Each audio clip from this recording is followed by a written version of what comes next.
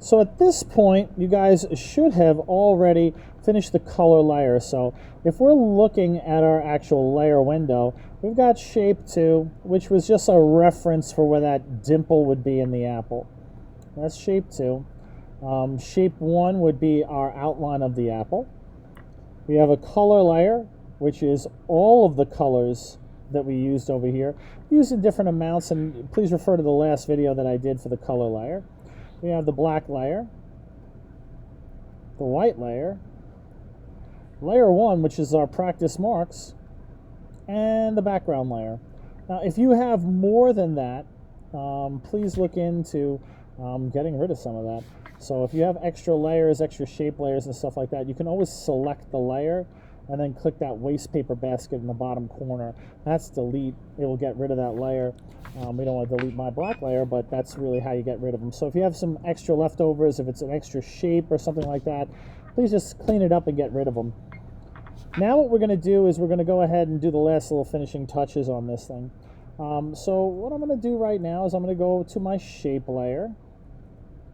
All right, and I'm going to go ahead and sort of grab my pen tool. And the reason I just want to pick my pen tool over here is just to make sure that this is selected. You see how it's already blue?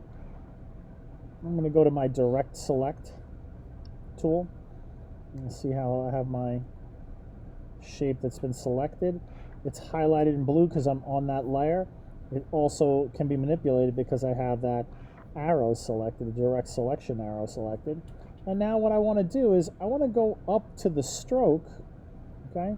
And I want to make the stroke 0 points. All right. So now it may look over here like you have just a shape in there, but this particular shape now has an outline of it that has no thickness to it. That'll make it pretty much invisible, which is good. We don't really need it anymore as an outline.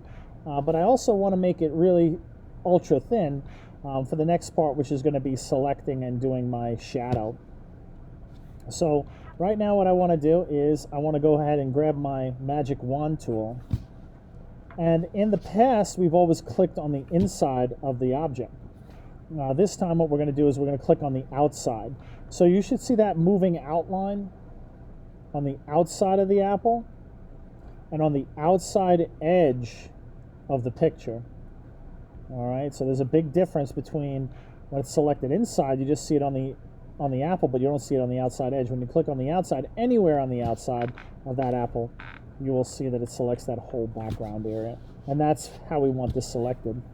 Then I'm going to go ahead and I'm going to create a new layer.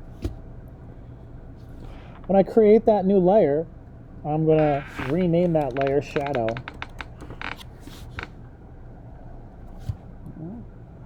Now what I want to do is I want to set up my paintbrush. So I'm going to go grab my paintbrush.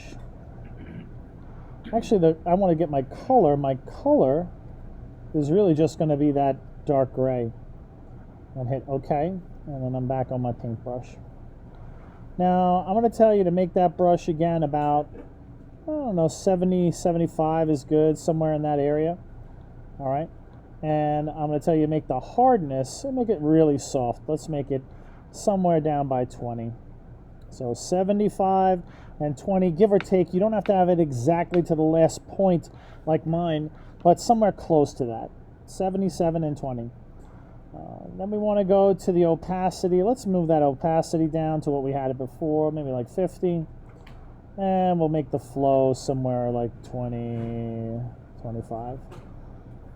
All right, so now what we're going to do is, instead of being able to paint inside the apple, we're going to be able to paint on the outside of the apple. I'll go ahead and undo that.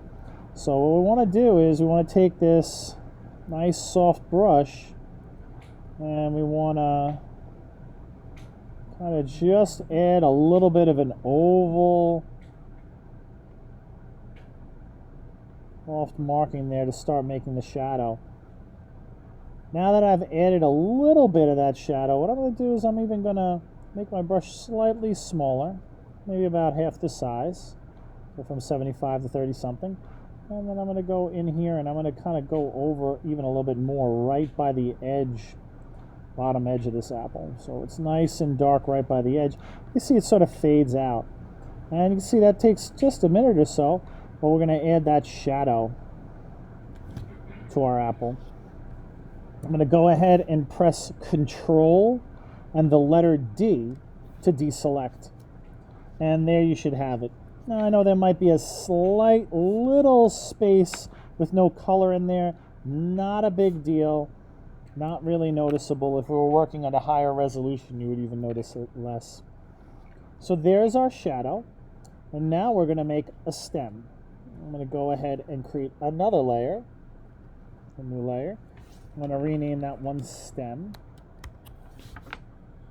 And then we're going to go ahead, we're going to go back to our paintbrush. Let's bring all those numbers back. So let's bring the flow back to 100. Let's bring the opacity back to 100. Let's get the hardness up to 100. And let's make our brush, let's say 9 points, 9, 10, 11, somewhere around there. About that much, all right? And what we're going to do is we're going to start by making our stem. How we're going to do that? Well, you can just go ahead and roll your color picker down into the orange area, orangey red area. And what we want to do is we want to pick a real dark brown. Now, if we go all the way back down here, that's black. So we want to kind of pick something along this area, probably in this bottom quarter. Nice, dark brown. Okay? And we'll hit OK. Almost looks black. Now, instead of painting one over here, we're going to go ahead and zoom in on the old apple. And again, we're on that new layer we created called stem. And what I'm going to do is I'm going to try to use a little paintbrush just to cover up that old stem.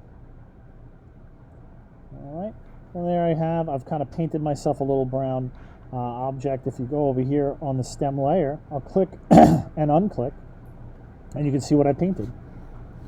Now I'm going to go back to our favorite little tool, the magic wand. And now with the magic wand, I'm going to click right on that little brown stem that I made. And if you did it correctly, you should see this little dotted outline that pops up on it. I'll zoom in a little closer. Now what we want to do, while we have it selected, is we're going to add a little bit more color to this. So the first thing I'm going to do is I'm going to go back to my color picker. And now I'm going to pick a slightly lighter brown. And you can see the old brown versus the new brown. So we want it a little bit lighter than the old brown so you could see a difference. And you can see in the color picker, this is what it was. This is what I'm currently clicked on. I think that's okay. And I'll hit OK. What we had before is we have like a light side. Okay, like on the inside here and on the top. And we have a dark side on the outside edge. So what I'm going to do is I'm going to try to mimic some of that. So on this layer with my paintbrush, now with that lighter brown, I'm going to go ahead and try to paint one side of this a little bit. And I'll paint the top. I'm going to go ahead and go back to my color picker and then pick a slightly lighter brown. You see the old one and the new one. I'll hit OK. You don't need to have your color brown match to mine exactly. And then what we'll do is I'll go ahead and paint again.